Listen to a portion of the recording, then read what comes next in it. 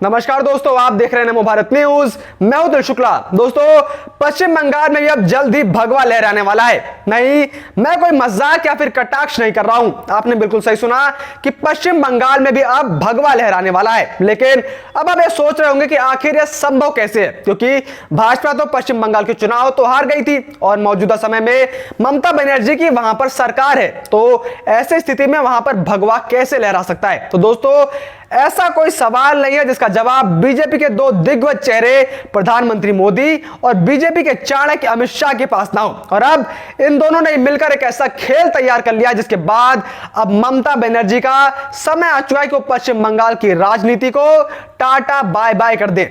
दरअसल इस खेल की शुरुआत हुई है उत्तराखंड से, जिसके तार अब जल्द ही पश्चिम बंगाल में जाकर खत्म होंगे। अब आखिर क्या है बीजेपी के सूत्रधार अमित शाह का यह नया खेल, उसको समझने के लिए आप इस वीडियो को पूरा अंत तक देखते रहिए और साथ ही आप इस वीडियो को आज ज्यादा से ज्यादा मात्रा में शेयर जरूर करें।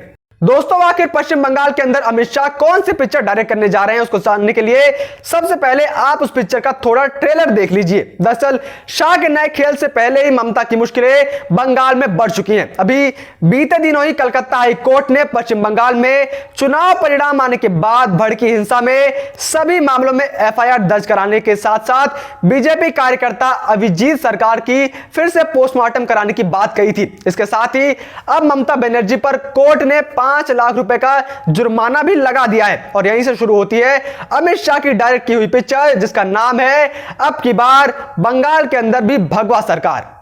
दरअसल बंगाल की नंदीग्राम सीट से बीजेपी नेता शुवेंदु अधिकारी ने ममता बनर्जी को 1956 वोट से मात दी थी, लेकिन ममता बनर्जी हार मानने को तैयार नहीं है। उन्होंने शुवेंदु अधिकारी के जीत के खिलाफ कलकत्ता हाईकोर्ट में याचिका दायर की और चुनाव आयोग पर धांधली के गंभीर आरोप लगाए, जिसके बाद यह मामला कोर्ट में चल रहा था। लेकिन अब बंगाल की मुख्यमंत्री ममता बनर्जी को कलकत्ता हाईकोर्ट से बड़ा झटका लगा है और अदालत में जज पर सवाल उठाने के मामले पर ममता के ऊपर 5 लाख रुपए का जुर्माना भी लगा दिया है। दरअसल ममता को अपने ही राज्य की तरह हर जगह कानून व्यवस्था को मजाक समझती हैं। उन्हें लगता है कि हर कोई उनके अधीन है और उनकी बात नहीं जो मान रहा है वो बीजेपी का सदस्य है। और इसी वजह से उन्होंने कोर्ट में चल रहे मामले की सुनवाई करने वाले जज को यह कहकर बदलने की बात कही थी कि वो बीजेपी से मिले हुए हैं, जिसके बाद मामले की सुनवाई कर रहे जस्टिस कौशिक चंदा ने अपने ऊपर लगे आरोपों को निराधार पाते हुए 5 लाख रुपए का जुर्माना ममता बनर्जी पर लगा दिया। और यहीं से ममता का विलय शुरू होता है। और अब आप इस पूरे खेल को ढंग से समझिए।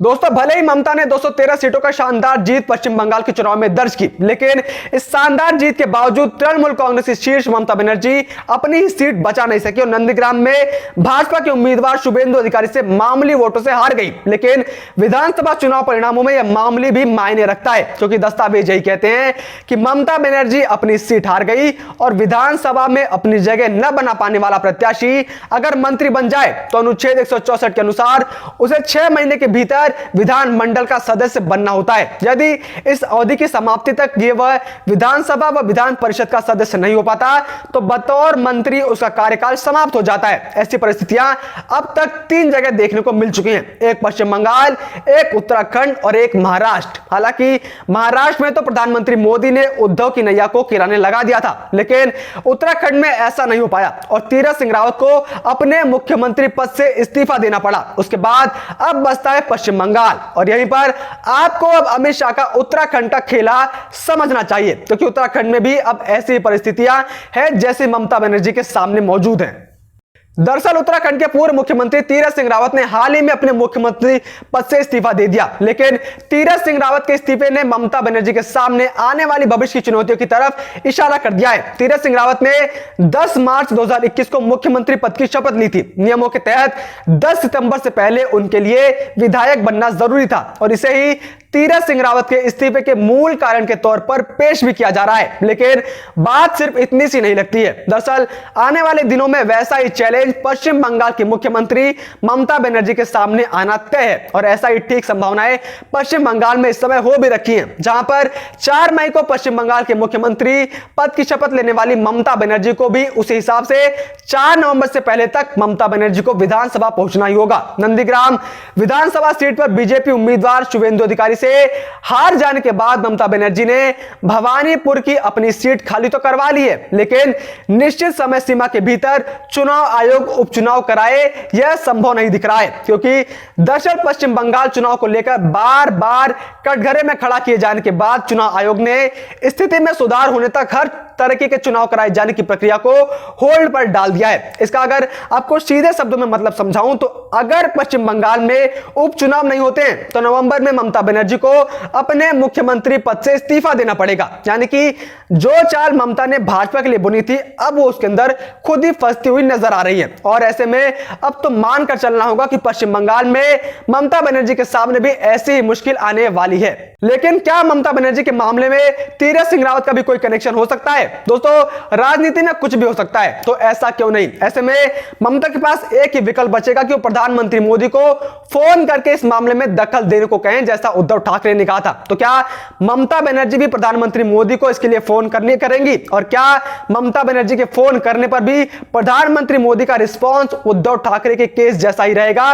वो देखने वाली बात होगी। दरअसल ममता बनर्जी ने पश्चिम बंगाल में विधान परिषद के गठन की तरफ भी कदम बढ़ाया है। विधानसभा से प्रस्ताव पास भी उन्होंने करा लिया है, लेकिन लोकसभा की मंजूरी के बगैर ऐसा संभव नहीं हो पाएगा, और मोदी शाह यह सब मंजूर करें यह मुमकिन नहीं है। भला केंद्र सरकार ममता बनर्जी की ऐसी मदद क्यों करे कि विधान परिषद बन जाने पर वो अपने उन नेताओं को एडजस्ट कर सके जिनसे टिकट न देने के बदले वादा कर रखा है।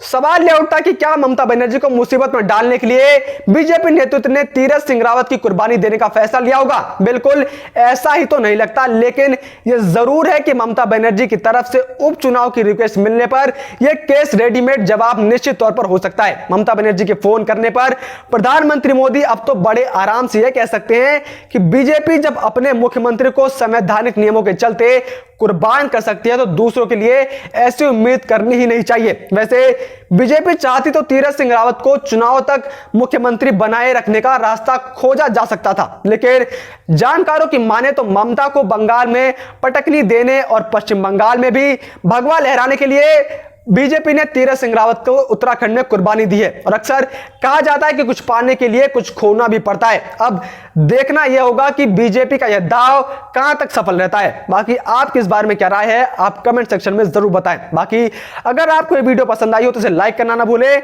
और इस वीडियो को आप ज्यादा से ज्यादा मात्रा में शेयर करें ताकि सबको यह पता चल सके कि किस प्रकार से उत्तराखंड के तीरथ सिंह रावत के इस्तीफे से कनेक्शन सीधा सीधा पश्चिम बंगाल में होने वाले उपचुनाव से है और ममता बनर्जी को कैसे अब जल्दी इस्तीफा देना पड़ सकता है। बाकी जय हिंद, जय भारत। वीडियो को लाइक, सब्सक्राइब और शेयर करना ना भूलें। अपने विचारों को कमेंट बॉक्स में लिखकर हम तक जरूर पहुंचाइए।